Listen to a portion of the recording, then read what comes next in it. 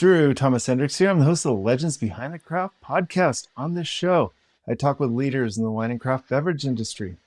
Before we get started, quick sponsor message. This show is sponsored by Barrels Ahead. At Barrels Ahead, we help the wine and craft beverage industry connect with their customers to build a stronger brand through audio content.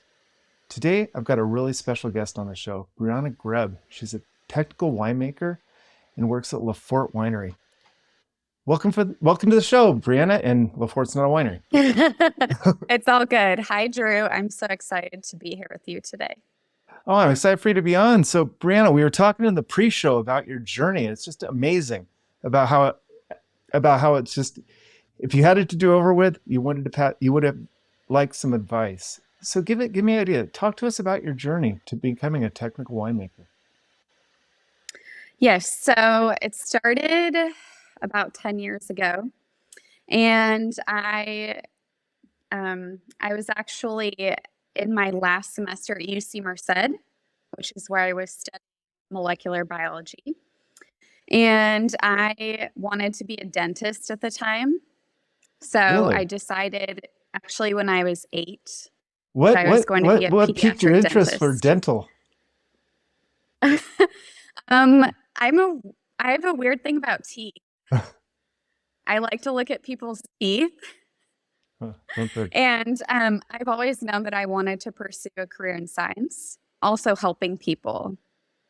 Oh, that's awesome. So kids specifically, because I feel like everyone hates the dentist. And I always had a good experience. So I wanted to change that and also improve the healthcare in the Central Valley. Yeah. Which is where I grew up. What town? We're in Central Valley. Atwater, California. You Atwater, probably never heard of it. I've heard of most places, but not that. Where's that? Where's the closest reference point? Probably Fresno for you. Oh, okay.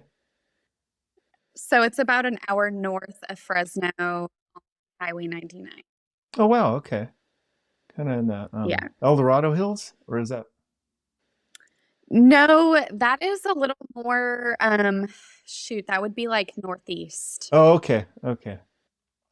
going towards like Tahoe. Okay. So Yeah. Atwater, California, loving the dentist, going to school for microbiology. Yes. Yeah. And so I was getting pretty serious about pursuing dentistry. I started to apply to dental school and I shadowed for over 100 hours with local dentists Oh, wow. of different specialties. And at the time, E&J Gallo, I think you've probably heard of them. I think. Yeah. So they donate a lot of money to UC Merced.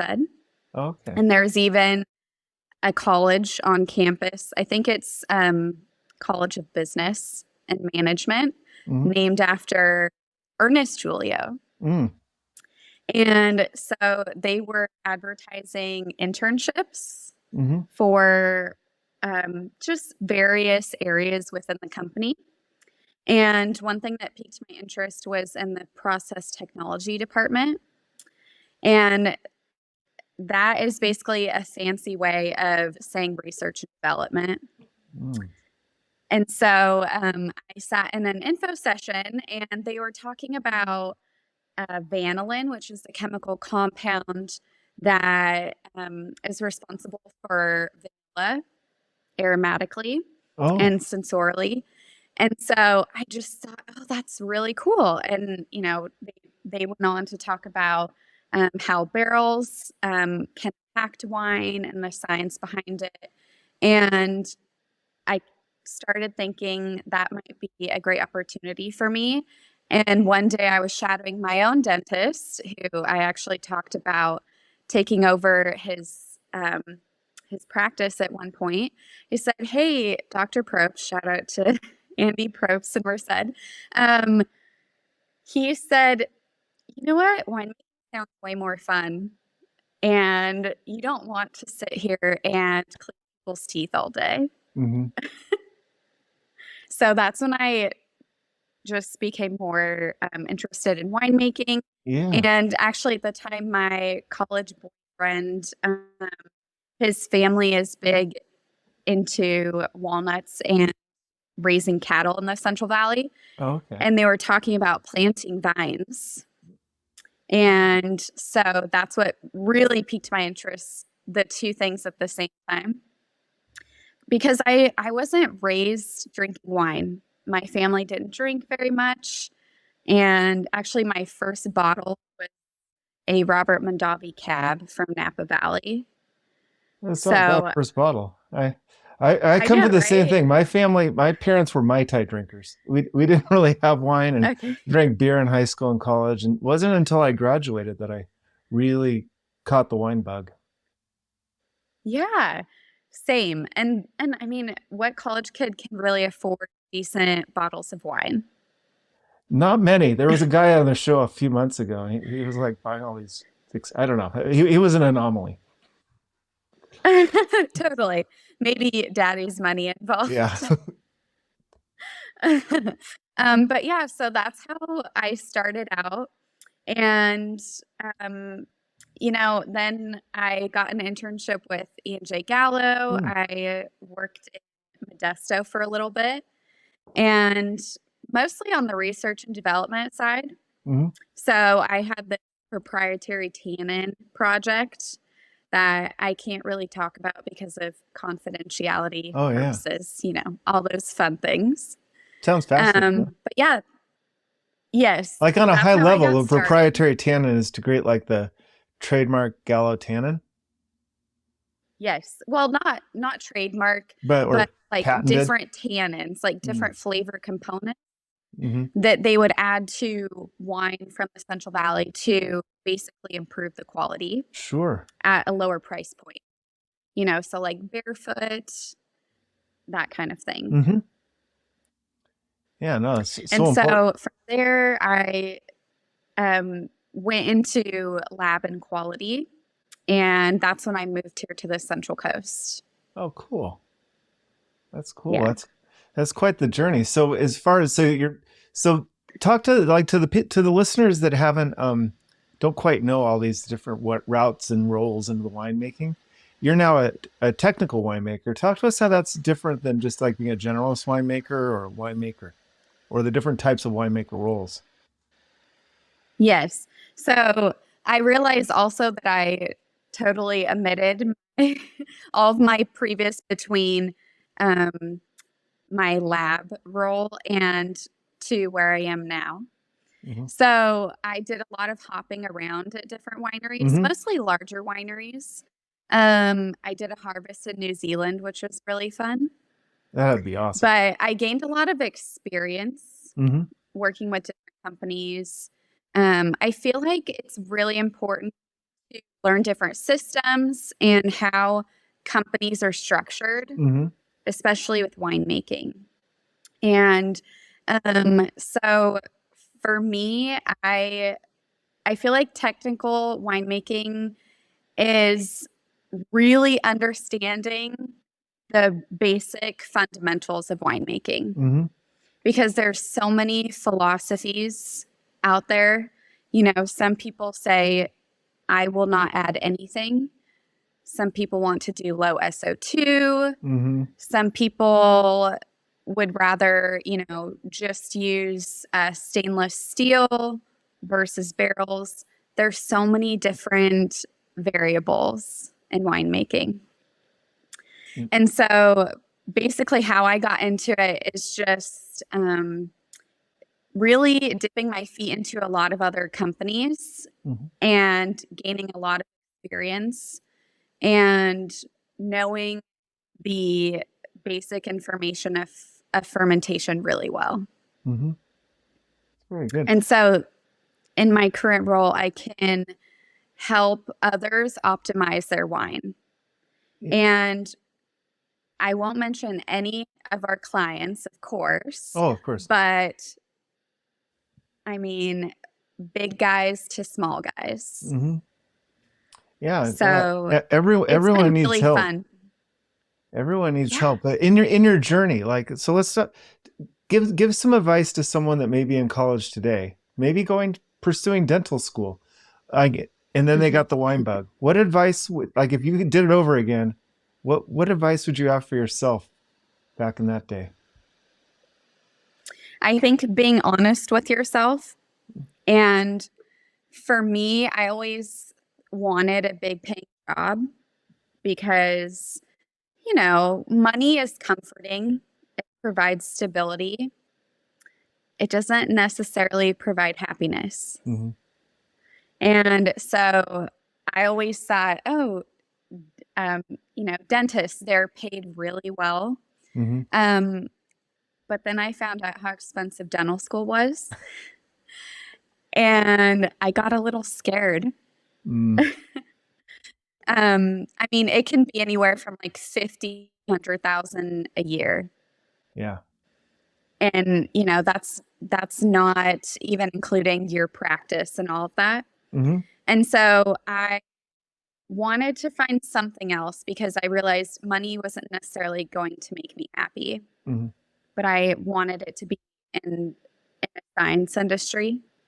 So I think just talking to people in their field Mm-hmm. and really asking them, do you love your job? Be Mm-hmm. honest with me. Can you do the same thing for several decades and not necessarily get sick of it? Sure. That's excellent advice. What do you love most about your job right now? I love working with all the winemakers on the Central Coast of Paso. Mm-hmm. This region makes me so excited. I came here in 2015. It's grown a lot. Oh, yeah. And it just makes me excited. There are so many amazing articles out there about Paso. There are so many different kinds of grapes that can grow here. Mm-hmm. And there's a lot of winemakers that are really passionate about innovation and trying fun products. Yeah. I don't know if you're a Pet Nat fan, I but am. I have a love-hate okay, relationship with it because a lot of the good pet nats are great, but a lot of the bad wine they just put pet nat on it and think you should drink it. totally. I mean, it's Well, I'll just say bubbles are probably my favorite category. mm-hmm. And there's so many different kinds of bubbles that you can drink. Mm-hmm. And I've worked with a lot of different winemakers on various projects. And it just excites me. It Yeah. lights me up. I'm passionate about it. What's one of the biggest challenges winemakers face when they're going to go into this pet nat category? You know, I feel like it depends on your audience. Mm-hmm.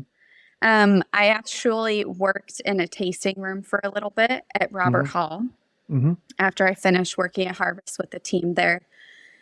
And I think a lot of winemakers don't necessarily get to know their audience well. Mm-hmm. And, you might want to make a certain style of wine, which is great, Mm-hmm. but can you sell it? Yeah. I think that's really important. And so for me, I worked on the production side first at Robert Hall, and then I worked in the tasting room. And I loved getting to know the audience Mm-hmm. and realizing that they are the main drivers of the business. Mm-hmm. So that was just so fun. I think it's important for winemakers to be on the front lines, especially the ones that go into like the big gun like Gallo, and they never really see the front lines. I think they become a little Totally. detached with what people are actually drinking. Yes. I think cross training is so important in any industry and any company. Oh, for sure, for sure. Talking about pet nats and in technical winemaking and kind of the Yes. in that whole fine line between do you just let the wine make itself or do you intervene a little bit? Where do you That's I a see great more question. people today kind of erring too much on one side versus the other or having too much of opinion. Yeah. Like, I'm just going to let this wine make itself and I'm going to bottle it no matter what it tastes like because someone's going to like it. Totally. And this is where the different philosophies come in, right? Because some people will say, oh, I will never touch my wine. But yet, what if you have a microbial issue and, that VA? So high production of VA is not great. So a little bit can have kind of a perceived sweetness, like bruised fruit a little bit.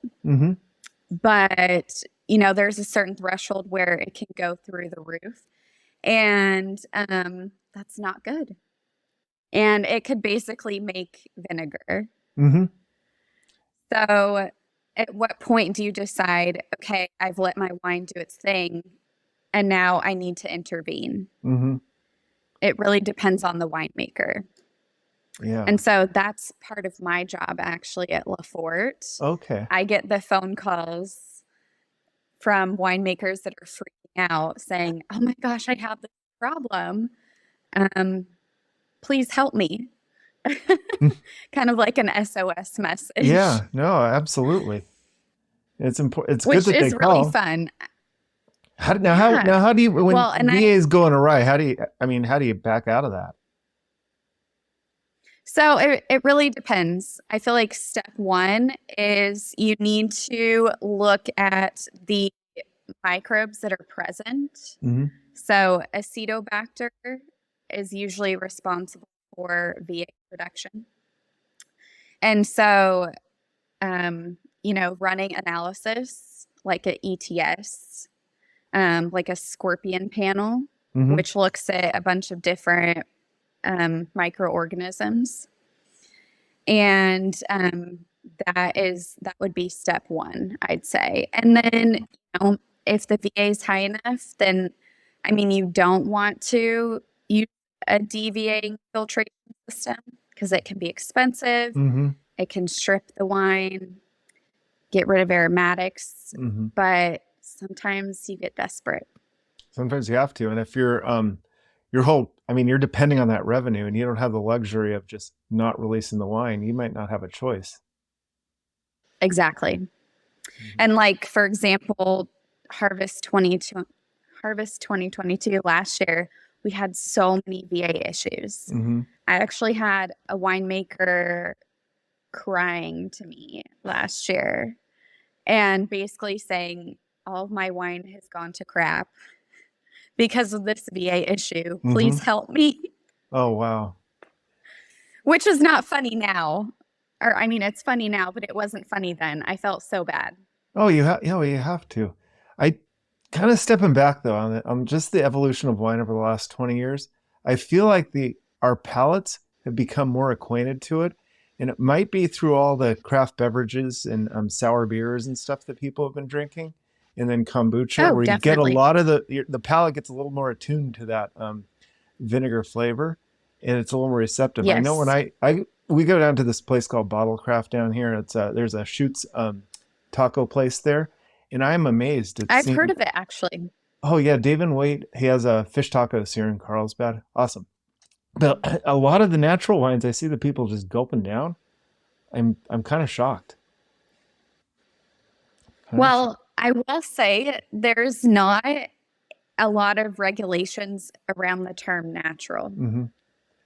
And that being said, though, I've had subjective. some gems. I don't want anybody to think that I'm bashing natural wines. I love them. I absolutely love a low alcohol, fruit forward. Just a hint of pétillant is fantastic. Yes, especially with fish tacos. Oh yeah, absolutely. So let's talk about asking for help. It's too often you see pride.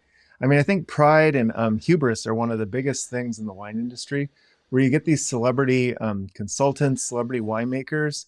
For example, a cult wine company hires this celebrity winemaker to come in. They're paying him a huge amount of money, and something goes wrong. What does that person do? They're kind of stuck. They got to ask for help, but too often they don't. Yeah, that's a great question. So I definitely see a lot of egos. And you just kind of have to learn how to tread lightly, right? And get to know your audience. I feel like just talking to your peers and being humble, saying, hey, either I made a mistake or I have an issue, and how would you deal with it? Do you have any advice? Doesn't mean you necessarily have to take it, but kind of gathering data in a sense and research. And then, once you feel confident and like you have a good plan, then you can proceed however you need to. That's really great because they are asking for advice. It's up to them whether or not they take it. They don't have to take it. And that's so great. And that's one of my favorite parts of my job is presenting the information and saying it's ultimately up to you. So it kind of takes the responsibility off of me a little bit. So I can give you advice. So that's a good skill to have. How do you come in and tell the person, it's too easy to go, no, you're messing this whole thing up. You got to do it this way. How did you learn that kind of that person skill, people skills? Tasting room. And I always try to put myself in that person's shoes. I've had experiences with toxic work culture before, unfortunately. And I've learned how not to talk to people. Not necessarily like me talking to others, but people talking down to me, like big egos, like we talked about, and it doesn't make you feel good. No, absolutely. So treating people how you want to be treated. And I think just, saying, hey, a mistake happened. You can learn from it. It's not the end of the world. So let's work together and move forward. But also learn from the mistake. Oh, yeah, absolutely. And try to not make it again. And the thing about wine, I guess it translates to every industry, but you have an attorney in a law firm, and an attorney would ask for a consult on a law case, but that's pretty straightforward based on case history. Wine, there's so many external factors and variations that you could be a winemaker for 100 years and you're probably still going to see something that you've never seen before. Yes. Actually, I laugh about this every year because I just completed my 10th harvest. And every year it's something different, which is kind of intimidating, right? But also kind of exciting because it's not necessarily fun, at least for me, to show up and do the same job every day. So I think it's a great learning opportunity when you kind of get thrown curveballs, and you might not ace it the first time, but with practice, you will figure it out. Oh, absolutely. And it's kind of becoming comfortable with knowing that you're not going to know everything, and you don't need to know everything. You just need to know how to figure out the answers to the environment you're currently in. Yes, that's so well put. And also just having confidence and knowing that you can't be perfect, that you'll make mistakes.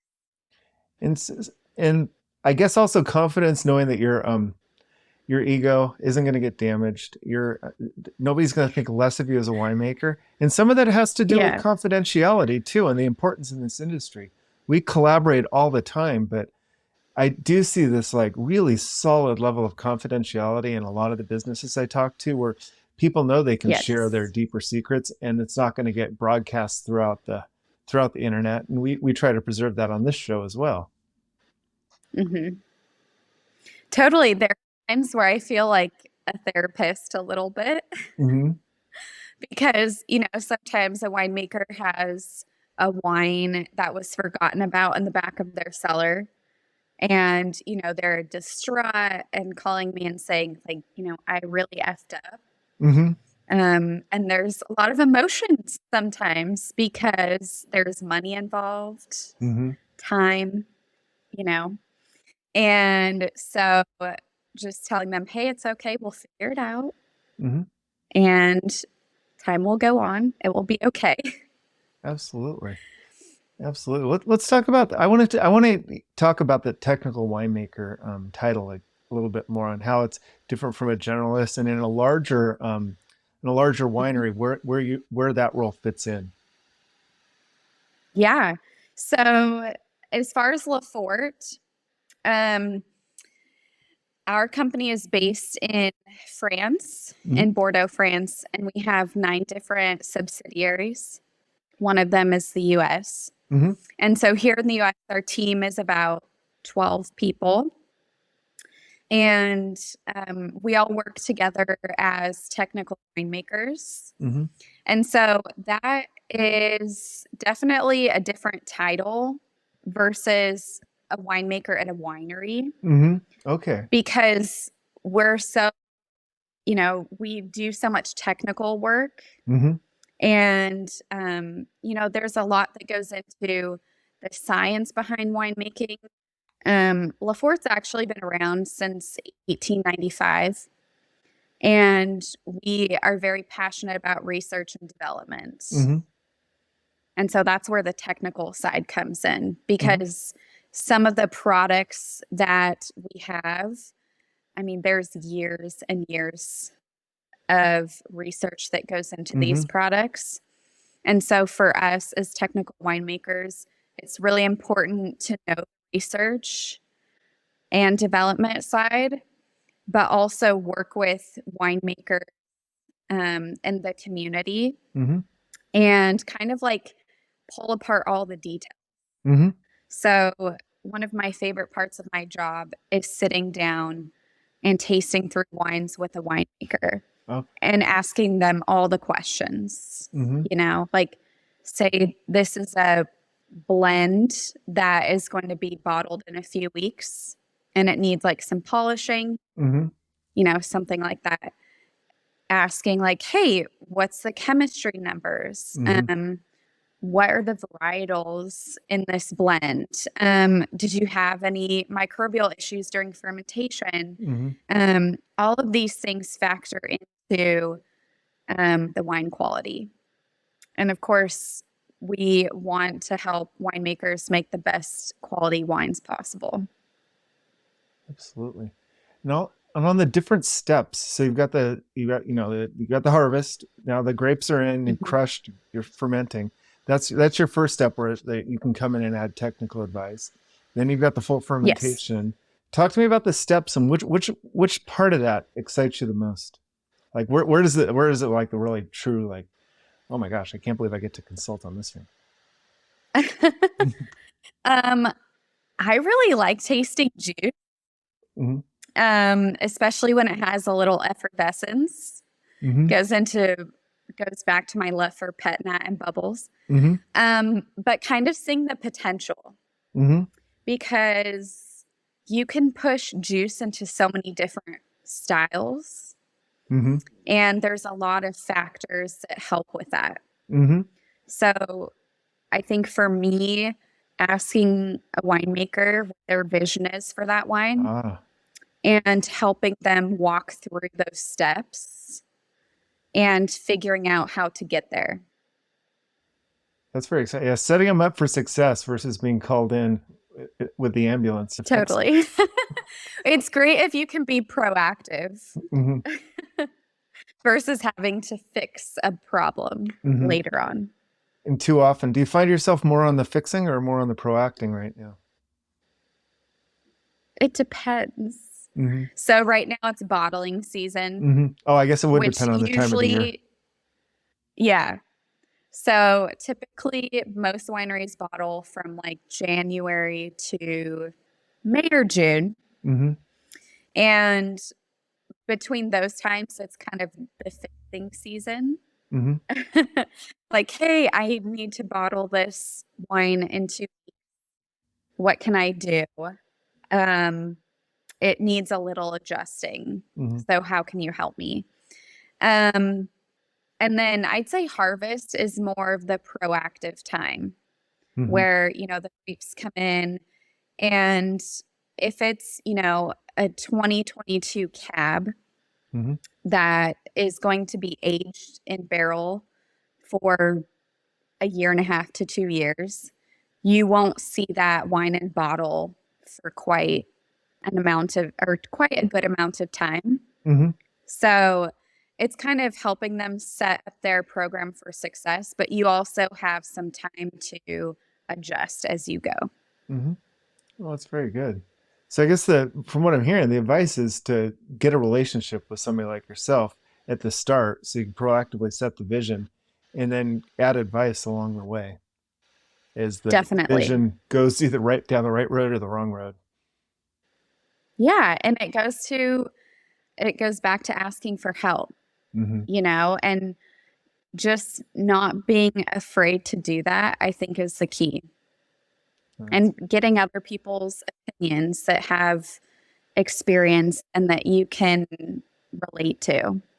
Absolutely. So let's talk about the future, future of Paso and future of wine, knowing what you love for Yes. pet nut. Where do you want to see Yeah. yourself going in 5 years, or where do you want to see the industry as it evolves and you start growing with it and Ooh, shaping it? that's exciting. Yeah. Well, I will shout out actually on that note, what I'm drinking, Oh, a yes. soft from Barton Family Wines. I don't know if Wow. you've ever had anything from Barton. No, I haven't, but I Um, want to. so fun. It's a great spot in Paso. Um, these grapes are actually from Tally Vineyard, in Rio Grande. But as far as the future of Paso, working with winemakers that love innovation and trying new things. Petna is a great newer. I mean, it's new, but not. Mm-hmm. I feel like orange wine is kind of that way too. Yeah. And a lot of canned wines are coming out, like a Vino Verde style, Mm-hmm. and just some cool new varietals that a lot of people have never heard of, Like what? like Uni Blanc, Mm-hmm. which isn't super old. I guess it's very traditional because it's used in France to make cognac, Mm-hmm. but it's not really heard of in Paso. Yeah, a new medium for here, for sure. Yeah. Yeah, I would love to see more pet nuts and low alcohol wines and just really just wines as a beverage. If I could see Hmm. the current trajectory, I would love to see it just continue going to that road with wine becoming a nice daily beverage again and Yes, taking some of the elitism out of it would be a great thing for me. I totally agree because, I mean, wine initially attracted me because of, the sophistication Mm-hmm. and all of that. But I feel like there's a lot of wine that also comes off as pretentious, Mm-hmm. and it's not fun to be intimidated. Yeah. No, no. So, one thing that I love is teaching my friends and family about wine and basically trying to make it not seem so intimidating Mm-hmm. I love. because it can be super fun. Oh yeah, for sure. I had a company right when I graduated from grad school called Simply Wine, and our tagline was taking the intimidation out of buying a bottle of wine. Yes, I love that. Yeah, it was, and that is so important. We all need to do a better job of like just making wine accessible. And I agree. And, there's not necessarily a right or wrong answer when, say, you're pairing a wine mm-hmm. with food. I know there's kind of these hard rules, but just enjoy it. Yeah. It doesn't have to be a right or wrong. As long as you have fun people to drink it with, Mm-hmm. if you're kicking back on your patio Mm-hmm. and just embrace the experience. Mm-hmm. Oh, absolutely. I think Once that's what's really important. once it's in the bottle, once it's out there for sale, there's no right or wrong way to drink it. I mean, there may be choices Totally. that when you're actually making the wine, like you should have done that, but once it's out there, my mind has become so much more open in the last 2, 3 years, especially yeah, especially just seeing the way wine's consumed here in Carlsbad a lot. And I'm like, wow, people are having so much fun enjoying it. I'm like, oh my gosh, I can't believe you're drinking that. But I can't doubt them. They're loving it. In So what way are I am you wrong. seeing it? Like cans or? No, I'm talking about some of these natural wines that Oh, I see. make it to the shelves that are very vinegary. But Yeah, there's a palate for that. And there was a there one. is. Yeah. I did have a funny. I do have one story. Back in the day when I was selling wine, this is in the '90s. We had a case of it was a Northern Rose, a Saint-Joseph, and literally every bottle in that case was corked. And Ooh. so we put it in the discount bin, and we were selling it for like $4 or $5. This one guy kept buying it and buying it, and he was a really heavy cigar smoker. And I'm like, why is that guy buying it all? But he finally went through the entire case from the discount bin and came back going, can you get any more of that? I've never had anything that tasted like that. And for some reason, that cork wine just melded with his palate like nothing. He loved it. Well, and if you think about it too, if he smokes a lot, then maybe his palate isn't as refined as it used to be. Or that corkiness just cut right through where it needed to be. So you're right. Yeah, There's no wrong. Once it's bottled, there's no wrong wine. It's just the person to appreciate it. Honestly, any bottle that you open, it's hard to know exactly how it's going to present itself. Unless, you as a winemaker is trying or tasting every single bottle and can put on that stamp of approval. Yeah, for sure.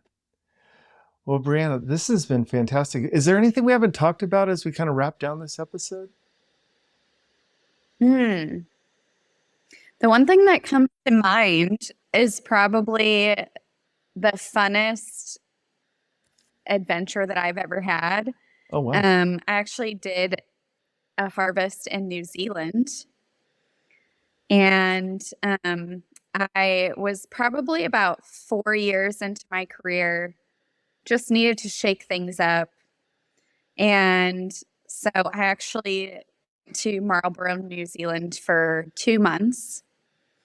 But I got there in early of March 2020.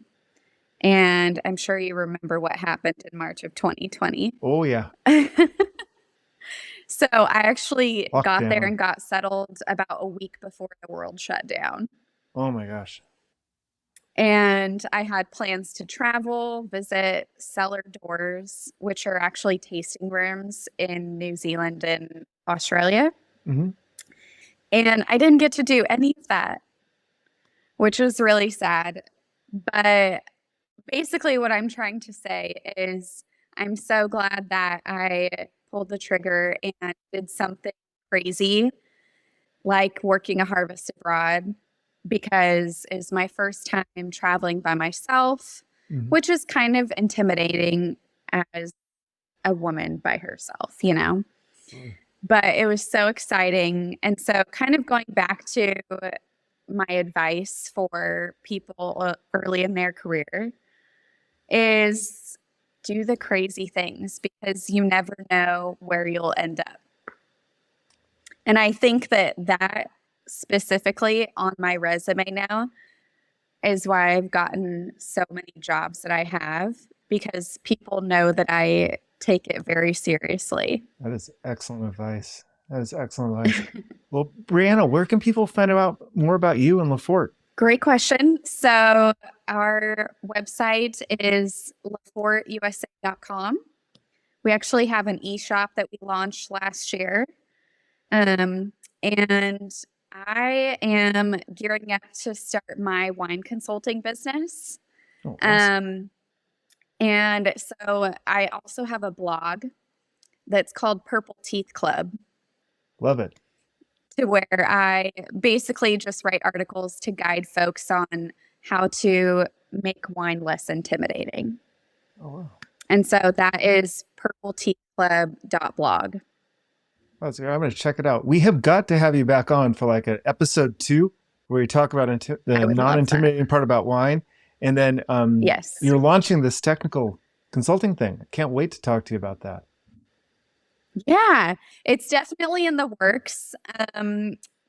My husband will retire in 10 years, and I don't necessarily want to work full time when he retires. So, trying to think of my future and plan ahead. Absolutely. Well, Get some Bryanna, traveling in there. absolutely.